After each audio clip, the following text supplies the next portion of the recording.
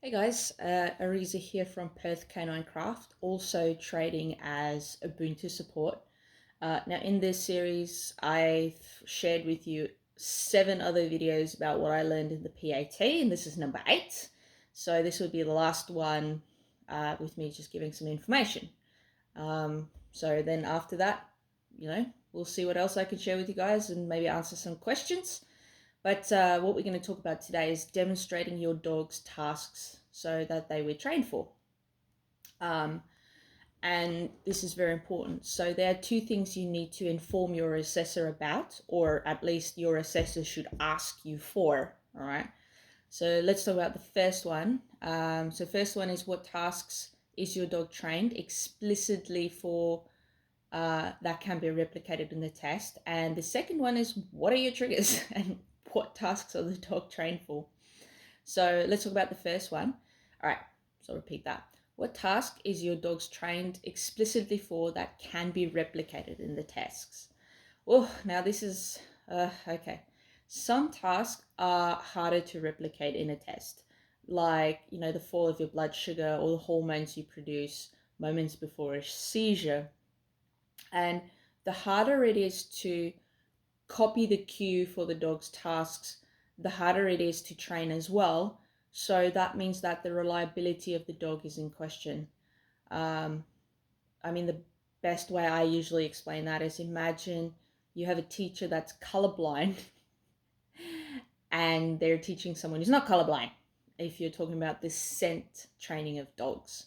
So that's always a thing. So when you're talking to your assessor, and this is how I ask my clients to define when I have to try and train the task for them, is what is the cue, what is the expected behavior the dog is going to show you, and then how is your handler supposed to respond to that, or even the community or whatever, which, wink wink nudge nudge, that means the community needs to be educated if you're doing that.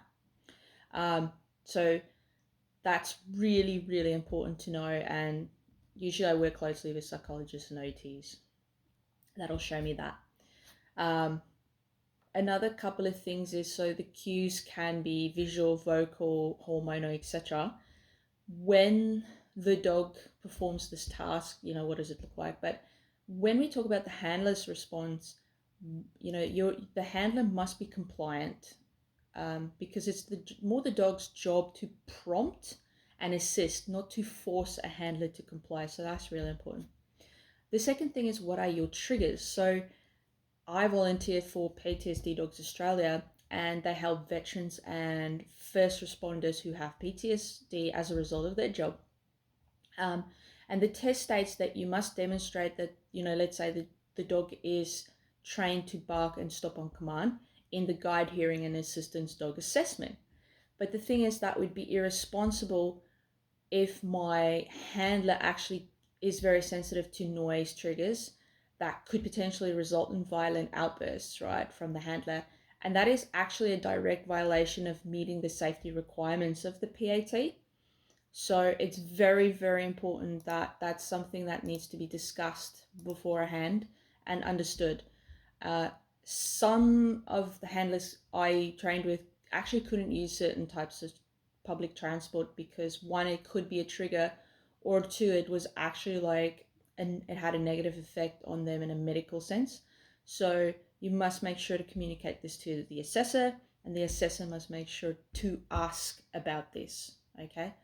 So the last thing I'd say that's really good for most assessors is to just do a debrief after the test, not necessarily telling you that you've passed or failed, but just giving you some generalized feedback. So very good constructive feedback. It's really good to build people up and, like, wow, you did great with this, and just look out here and here where you can improve, so making better decisions. Now here's a challenge for you guys. The more likes and shares and comments I get, the more information I can do. So fire away some questions, because that's the end of this series. And hopefully when I learn some more things in the future, I'll remember to share them to you. Anyway, thank you so much for taking the time to work your way through this little series. And please just contact me if you need any help. And if I can't help you, I'll just send you to someone who can. So I hope you guys have a wonderful week.